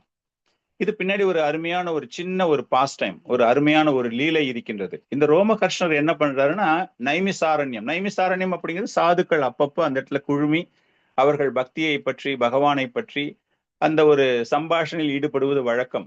இந்த டிஸ்கோர்ஸ் சொல்றாங்க இல்லையா, அந்த போல பகவானை பற்றிய ஒரு சொற்பொழிவில் அவர்கள் அனைவருமே கலந்து கொள்வார்கள். ஒருமுறை ரோமஹர்ஷர் தலைமையில் அங்கு எல்லாமே நடந்து கொண்டிருக்கிறது. பகவானுடைய லீலைகளை எல்லாமே அவர் ரொம்ப விளக்கி கொண்டிருக்கும் போது அந்த நேரத்துல குருக்ஷேத்திர யுத்தம் நடந்து கொண்டிருக்கிறது. குருக்ஷேத்திர யுத்தத்துல நம்ம மகாபாரதத்துல கொஞ்சம் டீட்டெயில்டா போனோம் அப்படின்னா, கிருஷ்ணருக்கு எவ்வளவு ஆர்வம் இருந்தது, குருக்ஷேத்திர யுத்தம் நடைபெற வேண்டும், மகாபாரதம் நடைபெற வேண்டும், தர்மத்தை நிலைநாட்ட வேண்டும் அப்படின்னு அவருக்கு எக்கச்சக்க ஆர்வம் இருந்தது. ஆனால் பலராமருக்கு துளி கூட ஆர்வம் கிடையாது. அவர் துரியோதனன் மீது he was having a soft corner. Duryodhanan ரொம்ப பிடிக்கும் அவருக்கு. அதனால அவர் அந்த யுத்தத்தை நான் பார்க்க விரும்பவில்லை அப்படின்ட்டு அவர் என்ன பண்றாரு அப்படின்னா, யாத்திரைகள் செல்ல ஆரம்பித்து விடுகிறார். நல்ல ஒரு முக்கியமான ஸ்தலங்களுக்கெல்லாம் செல்ல ஆரம்பிக்கிறார். தீர்த்த யாத்திரைன்னு சொல்லுவோம் இல்லையா, அது போல பல்வேறு இடங்களுக்கு செல்லும் பொழுது இந்த நைமிஷாரண்யத்திற்கும் வருகிறார். அப்படி வரும்பொழுது ரோமஹர்ஷனர் அங்க உக்காந்துக்கிட்டு அவர் இஸ் கிவிங் எ லெக்சர். அவர் எல்லார்ட்டையும் சாதுக்களோட எல்லாம் பேசிக்கிட்டே இருக்கும்போது அங்க பலராமர் வருவதை பார்த்தவுடன் எல்லோரும் எழுந்து அவருக்கு மரியாதை செலுத்துகிறார்கள். ரோமஹர்ஷனர் வியாசாசனத்தில் அமர்ந்து கொண்டிருக்கிறார். அது ஒரு மாற்று கருத்துகள் இருக்கின்றன. வேதத்தை நம்ம படிக்கும்போது வியாசாசனத்தில் ஒருவன் அமர்ந்து கொண்டு இருக்கும்போது அவன் மிகப்பெரிய ஒரு நிலையில் இருக்கின்றான், அவன் யாருக்கும் மரியாதை செலுத்த வேண்டாம் அப்படின்னு ஒருவித கருத்துகள் இருக்கின்றன. இங்க என்ன பண்றாரு ரோமஹர்ஷனர், பலதேவர் வருகிறார் அப்படிங்கிறது அவருக்கு ஆக்சுவலா தெரியாது. அவர் ரொம்ப ஆர்வமாக அந்த கிளாஸ்ல ரொம்ப ஆர்வமாக பேசி கொண்டிருக்கிறார். காரணம், 18 புராணங்களையும் அவர் தனித்தனியாக வகுத்தவர். இப்ப நம்ம ரிக்வேத, யஜுர்வேத அந்த மாதிரி 4 வகையான வேதங்கள் நம்ம பாக்குறோம் இல்லையா, ரிக், யஜுர், சாம, அதர்வண வேதம். இவருக்கு கொடுக்கப்பட்ட முக்கியமான பொறுப்பு என்ன அப்படின்னா, 18 புராணங்களையும் ஹிஸ்டாரிக்கலி எங்க என்ன எப்படி நடந்தது அப்படின்னு அதை தொகுத்து வழங்கக்கூடியவர். அதை 6 வகையாக பிரித்து 6 தன்னுடைய சீடர்களிடம் கொடுத்து அதை பிரிக்கப்பட்டு புராணங்களை பிரித்து எல்லாருக்கும் பயன் தரக்கூடிய வகையில் ரொம்ப பெரிய ஒரு கடமை செய்திருக்கிறார். அந்த அளவுக்கு அவருக்கு ஞானம், அதிகமான ஒரு ஞானம். அவர் வேணும்லாம் செய்யல. அவர் அந்த மாதிரி அங்க கிளாஸ் கொடுத்துக்கிட்டு இருக்கும்போது பலராமர் வந்ததை அறியாததால் அவருக்கு மரியாதை செலுத்த தவறி விடுகிறார். அதை பார்த்த உடனே பலராமருக்கு அந்த அளவுக்கு ஒரு கோபம் வருகிறது. கையில என்ன பண்றாரு, ஒரு தர்பை புல்லை எடுத்து அவருடைய கழுத்தை வெட்டி விடுகிறார் அந்த கோபத்துல. அந்த மாதிரி அவருக்கு அந்த இடத்துல உயிர் போன உடனே எல்லாரும் அங்க உள்ள சாதுக்கள் எல்லாருமே பலதேவரிடம் சென்று முறையிடுகிறார். இந்த மாதிரி பண்ணிட்டீங்களே, இவர் ரொம்பவும் அருமையான ஆன்மீக சொற்பொழிவு தருபவர், ரொம்பவும் சிறந்தவர், ஞானத்தில் மிகப்பெரியவர். இவர் போயிட்டார் அப்படின்னா தர்மம் யார் பாதுகாப்பா? தர்மத்தை பற்றி நிறைய சொல்றாரு அவரு, இப்ப சொல்வதற்கு ஆட்களே இல்லையே அப்படிங்கும்போது அப்ப பலராமர் என்ன பண்றாருன்னா, இவருடைய மகனுக்கு நான் அதே ஞானத்தை தருகிறேன் அப்படிங்கிறார். அவங்களுடைய தகப்பனார் ரோமஹர்ஷனருக்கு என்ன ஞானம் இருக்கின்றதோ அதே ஞானம் சூத கோஸ்வாமிக்கு தரப்படுகிறது. சூத கோஸ்வாமி இந்த அளவுக்கு ரொம்ப பெரிய ஒரு ஞானி, அறிவாற்றல் படைத்தவராக வருவதற்கு இது ஒரு முக்கியமான காரணம். 18,000 ஸ்லோகங்களை மனதில் வைத்துக்கொண்டு அங்க பேசினது எல்லாத்தையுமே எப்படி சுகதேவ கோஸ்வாமி பரீட்சித் மகாராஜாவினுடைய ஒரு பெருமை பாகவதத்துல இருக்கோ அதற்கு இணையான ஒரு பெருமை சூத கோஸ்வாமி இந்த நைமிசாரண்ய சாதுக்களுக்கு கொடுக்கப்பட்டது. சௌனக ரிஷியார் இந்த கேள்விகளை கேட்பதற்கு அவருக்கு என்ன தகுதிகள் இருக்கின்றன, அவர் தலைவனாக வருவதற்கு என்ன தகுதிகள் இருக்கிறது? எல்லா சாதுக்களும் கற்றறிந்தவர்கள். அவர்கள் மத்தியில் சௌனக ரிஷி தலைமை வகிக்கிறார். அப்படிங்கும்போது அவருடைய ஒரு பேக்ரவுண்ட் பாத்தீங்க அப்படின்னா மிகவும் கற்றறிந்தவர். எல்லா குறிப்பாக ரிக்வேதம், அதர்வ வேதத்தில் நிபுணத்துவம் படைத்தவர். மகாஷாலா அப்படின்னு ஆயிரக்கணக்கான மாணவர்களுக்கு குருகுலம் மூலமாக பிரான்ச்சஸ், இப்ப நம்ம ஊர்ல பாக்குறோம்ல, ஒரே பேர்ல நிறைய பிரான்ச்சஸ் இருக்கும். மெயினா இருக்கிற ஆள் ஒன்னே ஒண்ணுதான் வச்சிருப்பாரு. அவருடைய பேரை என்ன பண்ணுவாங்கன்னா பிரான்ச்சைஸ் அப்படிம்பாங்க. அந்த மாதிரி கொடுத்துட்டு தமிழ்நாடு ஃபுல்லா பிரான்ச்சஸ் இருக்கு எங்களுக்கு அப்படிம்பாங்க. அது போல இவர் இந்த குருகுலம் நடத்துவதன் மூலமாக பல்வேறு கிளைகளை துவக்கி ஆயிரக்கணக்கான மாணவர்களுக்கு இந்த ரிக்வேத அதர்வ வேதத்தில் அவர்கள் எல்லாமே தெரிஞ்சுக்கணும் அப்படிங்கிற ஒரு விஷயம் அங்கு கொடுக்கப்படுகிறது. சோ இந்த சூத கோஸ்வாமி இங்கு வந்து பார்ப்பதற்கு என்ன அப்படின்னா, நம்ம சொன்ன மாதிரியே அந்த நேரத்துல அவர் அங்க இருந்து எல்லா விஷயங்களையும் அவர் கேட்டுக்கொள்கிறார். அந்த மாதிரி கேள்விப்பட்டு அவர் எல்லா ஞானத்தையும் பெற்று இந்த நைமிஷாரண்யத்திற்கு வந்து இருக்கும் பொழுது இந்த கேள்விகள் அவரிடம் கேட்கப்படுகின்றன. இதுல வந்து சூத கோஸ்வாமியினுடைய தகுதிகளை பற்றி நாம் பேசினோம் இல்லையா? அவர் வந்து ரோமஹர்ஷனுடைய ஒரு மகனாக இருந்து அவருக்கு பலராமருடைய ஒரு ஞானம் கிடைத்து ஒரு கிருபை மூலமாக சாதுரியமாக ரோமஹர்ஷன் சாதுரியமாக அவர் எல்லா விதமான ஆற்றல்களை பெறுகிறார் அப்படின்னு. ஆனால் இங்கு உள்ள சாதுக்கள் அனைவரும் இவருக்கு சூத கோஸ்வாமி எங்களுக்கு பதில் சொல்வதற்கு, இது ரொம்ப முக்கியமான ஒரு பாயிண்ட். நம்ம வந்து இந்த டிசைட் கோர்ஸ் யாராவது நீங்க படிச்சிருந்தீங்கன்னா அவங்க எல்லாருக்குமே தெரிஞ்சிருக்கும். ஒரு ஆன்மீக ஆச்சாரியாருக்கான தகுதிகள், ஒரு சீடனுக்கான தகுதிகள், ஒரு ஆன்மீக ஆச்சாரியாரை தேர்ந்தெடுக்கக்கூடிய சீடனுடைய தகுதிகள், பரம்பரையில் ஆன்மீக ஆச்சாரியராக இருப்பவருடைய தகுதிகள் அப்படின்னு நம்மளுக்கு சொல்லி கொடுப்பாங்க. அந்த மாதிரி பார்க்கும்போது இந்த இடத்துல இந்த நைமிஷாரண்யத்தில் உள்ள சாதுக்கள் சூத கோஸ்வாமிக்கு என்ன தகுதிகள் இருக்கின்றன அப்படிங்கிறத எல்லாருமே கலந்து, அவர் அங்க வந்துட்டாரு, வந்துட்ட உடனே அவர்கிட்ட விண்ணப்பிக்கிறாங்க. எங்களுக்கு ஒரு சில சந்தேகங்கள் இருக்கு, நீங்க அதை பத்தி எல்லாம் நீங்க சொல்லணும். பொதுவாக இது போன்ற சாதுக்கள் ரொம்பவும் பணிவாக இருப்பவர்கள், பெருமையற்ற நிலையில் இருப்பவர்கள், தற்பெருமை இல்லாதவர்கள், எனக்கு அதெல்லாமே தெரியாது அப்படின்னு சொல்லிட்டு தான் ரொம்பவும் ஒரு பணிவுனா பணிவு, அந்த மாதிரி ஒரு பணிவோடு இருப்பவர்கள். ஆனால் இந்த சாதுக்கள் என்ன பண்றாங்க அப்படின்னா, உங்களுக்கு எல்லா தகுதிகளும் இருக்கின்றது அப்படின்ட்டு அந்த தகுதிகள் என்ன இருக்கு அப்படிங்கறது சொல்றாங்க. எல்லாருமே சேர்ந்து மொத்தமாக அவர்கள் சூத கோஸ்வாமியினுடைய பெருமையை கூறுகிறார்கள். அந்த ஸ்லோகம் நான் அனுப்பியிருக்கேன் உங்களுக்கு. ரிஷய உச்சுஹு த்வயா கலௌ புராணானி ஷேதிஹாசனி சானகஹ ஆக்யாதானி அபி அதிதானி தர்மசாஸ்திராணி யானி உதா. ஹரே கிருஷ்ணா. நான் படிக்கிறேன் பிரபு. எஸ். திவ்யா கலு புராணி சேதிஹாசானி சானகா ஆத்யாதானி அபி அதீதானி தர்மசாஸ்திராணி. ஹரே கிருஷ்ணா பிரபுஜி. त्वया खलु पुराणानि चेतिहासानि चानक आख्यातानि अधीतानि धर्मशास्त्राणि यानि उतः. त्वया खलु पुराणानि चेदिहासानि चानग आख्यातानि अधीतानि धर्मशास्त्राणि यानि उत.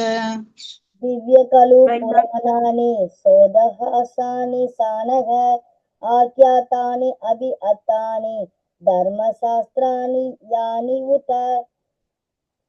द्वया खलु पुराणानि सेदिहासानि चानक आख्यातानि अपि अधीतानि धर्मशास्त्राणि यानि उतः.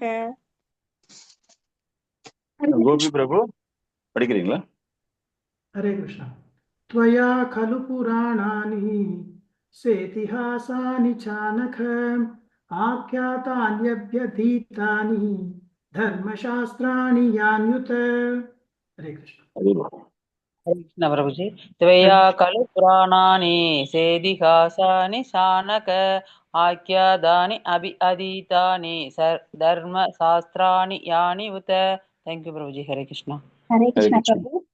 त्वया खलु पुराणानि सेदिहासानि चानक आख्यातानि अपि अधीतानि धर्मशास्त्राणि यानि उत. हरे कृष्ण. हरे कृष्णा प्रभुजी. त्वया खलु पुराणानि चेतिहासानि चानघानि धर्मशास्त्राणि यानि उतः. Yes. हरे कृष्णा. त्वया खलु पुराणानि சேதி சேதி சாஹாசானி சானிகா அக்யாதானி அபி அதீதானி தர்ம சாஸ்திராணி யானி ஊரா. ஹரே கிருஷ்ணா. தாரக் மாதாஜி படிங்க. त्वया खलु पुराणानि सेदिहासानि चानक आज्ञातानि अपि अतीतानि धर्मशास्त्राणि यानि युत. Thank you, Prabhuji. Hare Krishna. ரிஷய உச்சுகு உச்சுகு அப்படின்னா என்ன தெரியல உங்களுக்கு? உச்சுகு உவாச்சா என்ன ரெண்டுத்துக்கும் வித்தியாசம்? சிங்குலர் ப்ளூரல் சொல்லுவோம் இல்லையா?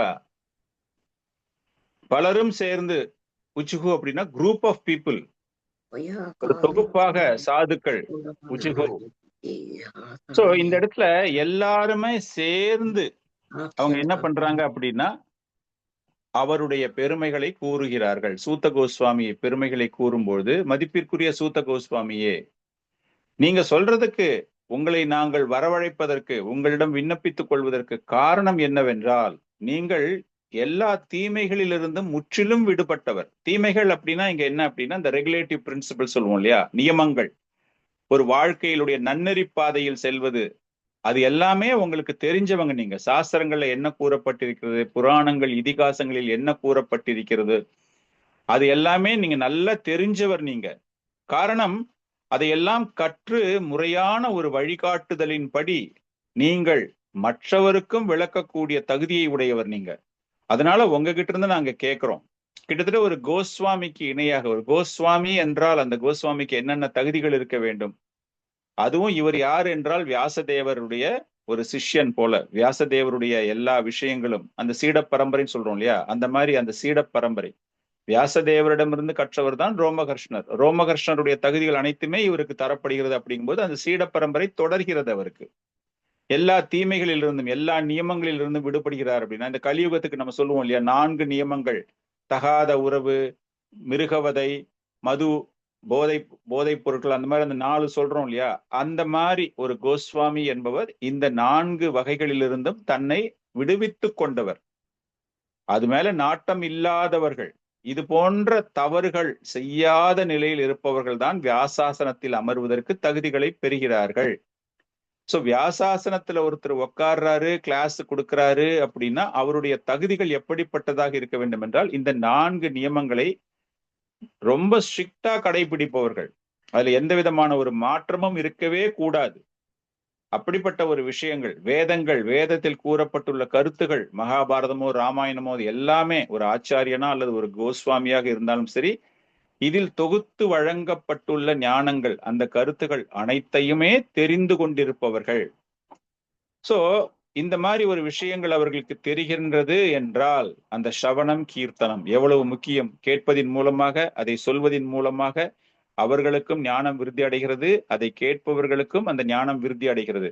இந்த தகுதிகள் எல்லாமே உங்களுக்கு இருக்கு அப்படின்னு சொல்லிட்டு மேலும் தொடர்ந்து கூறுகிறார்கள். அவருக்கு என்னென்னலாம் தகுதிகள் இன்னும் அதிகமாக இருக்கின்றது என்று. யானி வேத விதம் சிரேஷ்டோ பகவான் பாதராயணக, வேதாந்திகளிலேயே ரொம்பவும் முதிர்ந்தவர் நீங்கள், வயசானவர்னு அர்த்தம் கிடையாது, எல்லா விஷயங்களையும் தெரிந்த வேதாந்தி நீங்கள். வியாசதேவரிடமிருந்து அந்த ஞானத்தை நீங்கள் பெற்றிருக்கிறீர்கள். வியாசதேவர் யார் என்றால் பகவானினுடைய ஒரு அவதாரம், சாக்ஷாத் கிருஷ்ணர் தான் வியாசதேவர், நம்ம எல்லாருக்குமே தெரியும். அவரிடமிருந்து நீங்கள் அந்த ஞானத்தை பெற்றிருக்கிறீர்கள். எல்லா விதமான விஷயங்களிலும் நீங்கள் முழுமையாக தேர்ச்சி பெற்றவர், எல்லா துறைகளிலும், ஆன்மீக அறிவு மற்றும் அனைத்து துறைகளிலும்.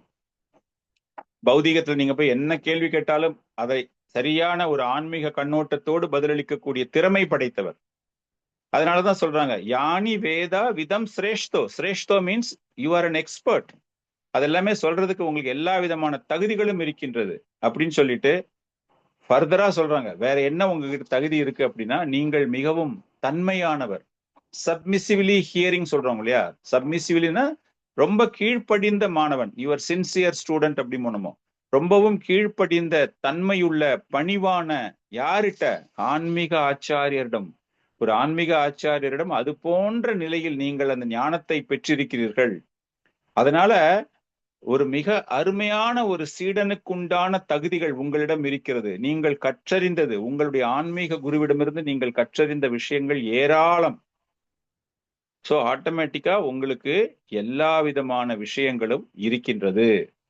ஸோ நம்ம இதுல இருந்து என்ன புரிஞ்சுக்கிறோம் அப்படின்னா, ஒரு சிறந்த சீடனாக ஒருவன் இருப்பதற்கு, சிறந்த சீடனாக மாறுவதற்கு, அதே போல சிறந்த ஞானத்தை ஒருவன் பெறுவதற்கு ஆன்மீக ஆச்சாரியிடம் பணிவான முறையில் அவரை அணுகி அவரிடம் அனைத்தையும் பெற வேண்டும். 4 நியமங்களையும் மிகவும் தெளிவாக கடைபிடிக்க வேண்டும். நம்ம காலையில படிக்கிறோம் இல்லையா, மங்களாச்சரம் நம்ம படிக்கும்போது என்ன பண்றாரு? சம்சார தாவா நலலீத லோகா திராணாய காருண்ய கணகானத்துவம். கிருஷ்ண சக்கரவர்த்தி அந்த 8 பதங்கள் நீங்க பாத்தீங்க அப்படின்னா எல்லாமே ஒரு ஆச்சாரியரை வர்ணிக்கக்கூடிய விஷயங்கள். அவருக்கு நாம் மரியாதை செலுத்துகிறோம். அந்த ஆன்மீக ஆச்சாரியருக்கு முழுமையாக அவரை திருப்திப்படுத்துவதுதான் பகவானை திருப்திப்படுத்துவதற்கு இணை. அப்படிப்பட்ட ஆச்சாரியர் கொஞ்சமாச்சும் அந்த மனசுல அவருக்கு ஒரு சின்னதா ஒரு அதிருப்தி ஏற்பட்டு விட்டாலும் கூட நம்முடைய ஆன்மீக வாழ்க்கையில் மிகப்பெரிய பேரழிவு ஏற்படும். அதனால ஒரு ஆன்மீக ஆச்சாரியரை எந்த அளவுக்கு பணிவோடு நாம் மிகவும் தாழ்மையான முறையில், எந்த விதமான கர்வம் அகங்காரம் எதுவுமே இல்லாம அவங்களுக்கு பணிவிடை செய்து அந்த ஞானத்தை பெற வேண்டும். சூத கோஸ்வாமி இந்த தகுதிகள் அனைத்தையும் பெற்றவர். வியாசதேவரிடம் பணிவான முறையில் சென்று எல்லா விஷயத்தையுமே அவர் தெரிந்து கொண்டிருக்கிறார். அப்படிப்பட்டவர்கள் மிகவும் ஆர்வத்தோடு இவரிடம் இருந்து கேட்க வேண்டும், அந்த கேள்விகளை கேட்க வேண்டும் அப்படிங்கிற ஒரு விஷயம். சோ இந்த மாதிரி ஒருத்தர் கேள்வி கேட்கிறாங்க அப்படின்னா அந்த கேள்வி கேட்பவர்கள் எப்படி இருக்க வேண்டும், அவர்களுடைய தகுதிகள் எப்படிப்பட்ட தகுதியாக இருக்க வேண்டும். அதுவும் ஒரு அற்புதமான ஒரு ஸ்லோகம் பாகவதத்தில். அது போன்ற கேட்பவர்கள் எப்படி இருக்க வேண்டும், நாம் ஏன் கேட்க வேண்டும், இதை கேட்பதற்கான காரணம் என்ன. வேற எதை வேணாலும் பேசலாம் இல்லையா. அவர் வந்தாரு அப்படின்னா ஒரு கதை மாதிரி கேட்கலாம்ல. பரீட்சித் மகாராஜா பாம்பு கொத்திடுச்சா, பாம்பு என்ன பண்ணுச்சு, அந்த பாம்பை அடிச்சாங்களா, பாம்பை சாகடிச்சாங்களா, யாரெல்லாம் பக்கத்துல இருந்தா, அந்த மாதிரி கேள்விகள்லாம் கேட்டிருக்கலாம்ல. ஆனா அந்த மாதிரிலாம் கேள்விகள் கேட்காமல் அவர்கள் எந்த மாதிரி கேட்கிறார்கள், எதற்காக கேட்கிறார்கள் அப்படின்னு பார்க்கும்போது, யா யா கதா பகவதா காதன்யோரு கர்மனஹா குண கர்ம ஆශ්‍රயஹா பும்பி சம்சேவயாதா பூபுஷுபி. ரொம்ப அற்புதமான ஒரு ஸ்லோகம் இது. 1வது ஸ்கந்தம் 18வது அத்தியாயம் 10வது ஸ்லோகம். இதுல என்ன அப்படின்னா, ஒருவனுடைய வாழ்க்கையில் முழுமையான பரிபூரணம் ஒருவனுக்கு ஏற்பட வேண்டும் என்றால், மனிதனாக பிறந்தாச்சு, நம்ம கிட்ட பரிபூரணம் இருக்கா அப்படிங்கிற விஷயம் நமக்கு தெரியாது. அந்த பரிபூரணத்தை நாம் ஏற்படுத்தி கொள்ள வேண்டும். பர்ஃபெக்ஷன் சொல்லுவோம் இல்லையா, பரிபூரணம், முழுமையாக, கம்ப்ளீட் பர்ஃபெக்ஷன். சோ இந்த ஸ்லோகத்துல பார்த்தோம் அப்படின்னா, யாயா கதா பாகவதா காதன்யோரு கர்மனகா குண கர்ம ஆශ්‍රயஹா பும்பி சம்சேவயஷ்தா பூபுஷுபிகி. முக்கியமான விஷயங்களில் என்னென்ன சொல்லப்பட்டிருக்கிறது என்றால், முழுமையான பரிபூரணத்தை அடைவது எப்படி, அதன் பிறகு மிகவும் பணிவான முறையில் கேட்பது எப்படி, அதுக்கப்புறமா அந்த பகவானினுடைய அற்புதமான லீலைகள், அற்புதமான செயல்களை ஏன் நாம் கேட்க வேண்டும், அவையெல்லாம் என்ன, அதே போல அதிசயங்களை செய்யக்கூடிய அந்த பகவானை பற்றி கேட்க வேண்டும். யாரை பத்தி கேட்கணும் அப்படின்னா, இது போன்ற சிறப்பு வாய்ந்த பகவானினுடைய லீலைகளைத்தான் கேட்க வேண்டுமே தவிர வேற யாரத பத்தியும் நம்ம கேட்கவே கூடாது. அந்த பகவானுக்கான சிறப்பு என்ன, ஏன் அந்த பகவானை பற்றி கேட்க வேண்டும், ஏன் மற்றவர்களை பற்றி கேட்க கூடாது, அந்த பகவானை பற்றி தெரிந்து கொள்வதன் மூலமாக நமக்கு கிடைக்கக்கூடிய பயன்கள் என்ன அப்படிங்கிறது பாகவதத்தில் உள்ள முதல். ஜன்மாதி அஷ்ய யதோ அன்வயா இதரதஸ்ச அர்த்தேஷு அபிஜனஸ்வரா.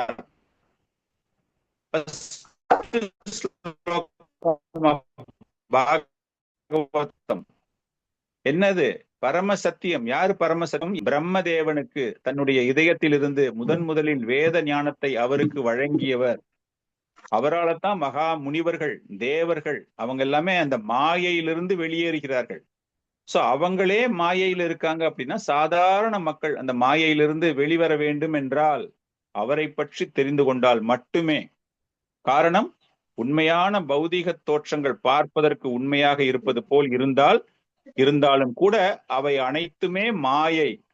அந்த நித்தியமான அந்த உலகில் வீற்றிருக்கக்கூடிய பகவானினுடைய ஒரு செயல். அதுல இருந்து நம்ம ஒருத்தர் வெளியே வரணும் அப்படின்னா அவருடைய லீலைகள் பாகவதத்தை பற்றி நாம் தெரிந்து கொள்ள வேண்டும்.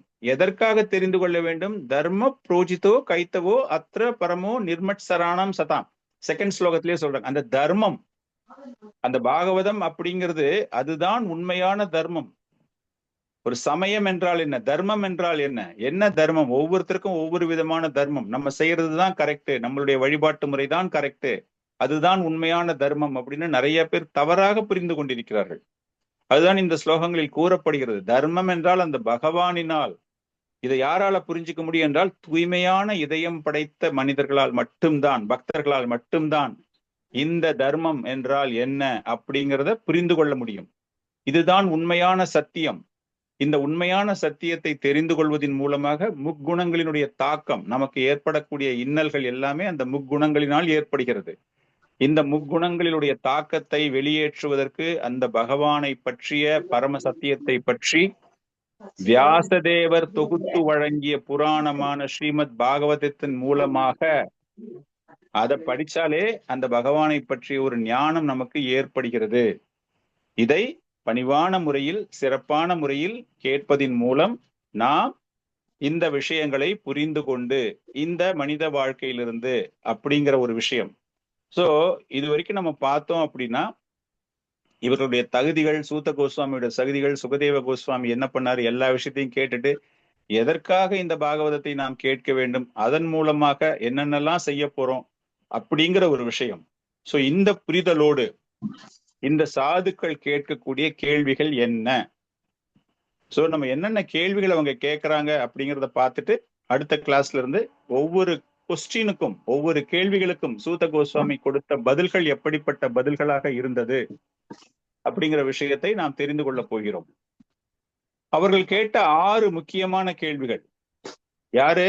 இந்த சாதுக்கள், நைமிசாரண்யத்தில் உள்ள சாதுக்கள் 6 கேள்விகளை கேட்கிறார்கள் சூத கோஸ்வாமியிடம். அவர்கள் கேட்ட முதல் கேள்வி, மனித சமுதாயத்திற்கு உயர்ந்த நன்மையை தரக்கூடிய விஷயம் எது? சோ எல்லாருக்குமே அது பலன் தரக்கூடியதாக இருக்க வேண்டும் இல்லையா? அப்படிப்பட்ட பலன் தரக்கூடிய உண்மை எது அப்படிங்கிறது முதல் கேள்வி. இரண்டாவது கேள்வி, நிறைய வேதங்கள் இருக்கு, நிறைய புராணங்கள் இருக்கு, இந்த சாஸ்திரங்களினுடைய சாராம்சம் என்ன? எதை நம்ம படிக்கிறது? எக்கச்சக்கமா இருக்கே. அப்படி பார்க்கும்போது அந்த சாராம்சம் என்ன, எதை பற்றி நாம் தெரிந்து கொள்ள வேண்டும்? மூன்றாவது, நம்ம தெரிஞ்சுக்க வேண்டிய விஷயம் என்னது? அந்த பகவான், இந்த 2 ஸ்லோகம் நம்ம படிச்சோம் இல்லையா, பாகவத்தினுடைய முதல் 2 ஸ்லோகங்கள் இங்க படிக்கப்பட்டது. அந்த 2 ஸ்லோகங்களுமே அந்த பரம்பொருள், அந்த பரம சத்தியத்தை பற்றிய விஷயங்கள், அதை நாம் தெரிந்து கொள்ள வேண்டும் அப்படிங்கிற ஒரு விஷயம். சோ இந்த சாதுக்கள் கேட்கக்கூடிய 3வது கேள்வி, அப்படிப்பட்ட பரம சத்தியம் பகவான் கிருஷ்ணர் தோன்றுவதற்கு அவதாரத்தினுடைய நோக்கம் என்ன, அவர் எதற்காக அவதாரம் எடுத்தாரு அப்படின்னு சொல்லிட்டு, அப்படிப்பட்ட கிருஷ்ணர் அவதாரம் எடுக்கும் பொழுது புருஷ அவதாரத்தை பற்றி கொஞ்சம் இருக்கின்றது, லீலா அவதாரத்தை பற்றி கொஞ்சம் இருக்கிறது. அதனால இதை பத்தி தனித்தனியாக எங்களுக்கு சொல்லணும். அந்த புருஷ அவதாரம் என்றால் என்ன, லீலா அவதாரம் என்றால் என்ன, அதை பற்றி கூறுங்கள். இப்போ அந்த சீக்வன்ஸ் எப்படி என்ன அழகா வருது பாருங்க. ஃபர்ஸ்ட் எது நம்மளுக்கு பெனிஃபிட்டா இருக்கும்? சாஸ்திரங்கள்ல நிறைய இருக்கு, எதை படிச்சா என்ன நம்மளுக்கு புரியும், சாராம்சம் என்ன? ஆரம்பத்திலேயே நீங்க சொல்லிட்டீங்க பகவான் அந்த பரமசத்தியத்தை பத்தி தெரிஞ்சுக்கணும் அப்படின்னு. அப்படிப்பட்ட பரமசத்தியம் தோன்றுவதற்கான காரணம் என்னன்னு கேட்டாச்சு. அவரு தனியா இல்ல, அவரு பல்வேறு அவதாரங்கள் பண்ணியிருக்காரு. புருஷ அவதாரமா வந்திருக்காரு, லீலா அவதாரமா வந்திருக்காரு. இதை பத்தி எல்லாம் விளக்கம் தருங்க. அப்புறமா கடைசியா கேட்கிறேன், இந்த மாதிரி லீலா பண்ணினவரு கடைசியா எல்லாத்தையுமே முடிச்சுட்டு வெளியே போயிட்டார், மறைந்து விட்டார். அந்த மாதிரி அவர் மறைந்த பிறகு அவர் கொடுத்த தர்மமும் சமயமும் எங்கு சென்று அடைக்கலம் அடைந்தன? இந்த ஸ்லோகத்தை நம்ம முதல்ல எடுத்தோன்னே அந்த பார்த்தோம், கிருஷ்ணே ஸ்வதாம உபகதே, அந்த ஸ்லோகம் நம்ம பார்த்தோம் இல்லையா? சோ அந்த கேள்வி இப்ப கேட்கிறாங்க அவங்க. அப்படிப்பட்ட அந்த சமயம் எங்கு சென்று அடைக்கலம் அடைந்தது? இதுதான் இந்த 6 முக்கியமான கேள்விகள், அவர்கள் கேட்ட கேள்விகள். இது ஜஸ்ட் ஒரு இன்ட்ரடக்ஷன் மாதிரி உங்களுக்கு கொடுத்தாச்சு. நம்ம நெக்ஸ்ட் கிளாஸ்ல தனித்தனியா எடுத்து பார்க்க போறோம். பட் இதுக்கப்புறமா ரிலேட்டடா அவங்க கொஞ்சம் கொஸ்டின்ஸ் எல்லாம் கேட்கறாங்க. அந்த கொஸ்டின்லாம் என்ன, எப்படி கேட்டாங்க அப்படிங்கிற விஷயத்த புரிஞ்சுக்கிட்டு அதுக்கப்புறமா ஒவ்வொரு கேள்விகளுக்கும் சூத கோஸ்வாமி எப்படி பதிலளிக்கிறார் அப்படின்னு நம்ம புரிஞ்சுக்கிட்டோம் அப்படின்னா நமக்கு முழுமையாக ஒரு பாகவதத்தை பத்தின ஒரு ஐடியா. இப்ப நம்ம தனித்தனியா ஒரு ஸ்கந்தம் வைஸ் நம்ம பாக்குறோம் இல்லையா, அதுல இந்த முக்கியமான கேள்விகள் தெரிந்து கொள்வதன் மூலமாக பாகவதத்தினுடைய முக்கியமான சாராம்சங்கள் பேசிக்கலா தெரிந்து கொள்ள வேண்டிய விஷயம். அதுல நடுவுல பரீட்சித் மகாராஜாவுடைய கேள்வியில எந்த மாதிரி லிங்க் பண்ண முடியுமோ அதற்கு ஏற்றாறு போல நம்ம லிங்க் பண்ணி நம்ம தெரிஞ்சுக்கலாம். ஸோ இதோட இன்னைக்கு கிளாஸ் நம்ம we are ending this class today. So உங்களுக்கு ஏதாச்சும் டவுட்ஸ் இருந்ததுன்னா கேட்கலாம், இல்லாட்டி நம்ம நெக்ஸ்ட் Thursday. இன்னொரு சின்ன அறிவிப்பு, இனிமே வரக்கூடிய வகுப்புகள் திங்கட்கிழமையும் வியாழக்கிழமையும் காலை கிடையாது, மதியம் 2 மணியிலிருந்து 3 மணி வரை. இப்போ வந்து செவ்வாய் அண்டு வியாழன் நடக்குது இல்லையா, காலையில 11 இருந்து 12. அது இனிமே மாறப்போகுது. வியாழக்கிழமை நெக்ஸ்ட் கிளாஸ் வியாழக்கிழமை ஆஸ் யூஷுவல். அந்த வியாழக்கிழமை கிளாஸ் மத்தியானம் 2 இருந்து 3. அதுக்கப்புறமா திங்கக்கிழமை நம்ம பழசு முதல்ல அப்படித்தான் வச்சிருந்தோம். நம்ம Monday and Thursday afternoon 2 to 3 வச்சிருந்தோம். நம்ம திரும்ப அதே மாதிரி நேரத்துக்கு போக போறோம். ஏன்னா நிறைய பக்தர்கள் வந்து சொன்னாங்க, எங்களுக்கு வந்து இந்த டைமிங் கொஞ்சம் கஷ்டமா இருக்கு, எங்களுக்கு வந்து மிஸ் பண்றோம் கிளாஸ், எங்களால கேட்க முடியல. ஸோ அவர்களுடைய விண்ணப்பத்திற்கு இணங்க நம்ம மண்டே அண்ட் Thursday மத்தியானம் 2 மணிலிருந்து 3 மணி வரைக்கும் இதற்கான ஒரு விரிவான விளக்கம் இமெயில், அது வாட்ஸ்அப்ல உங்களுக்கு வந்து மெசேஜ் வரும். ஸோ அவர் next class will be on Thursday. So இதோட இன்னைக்கு கிளாஸ் நம்ம நிறுத்திக்கிறோம். ஏதாச்சும் டவுட்ஸ் இருந்தால் கேட்கலாம். ஹரே கிருஷ்ணா.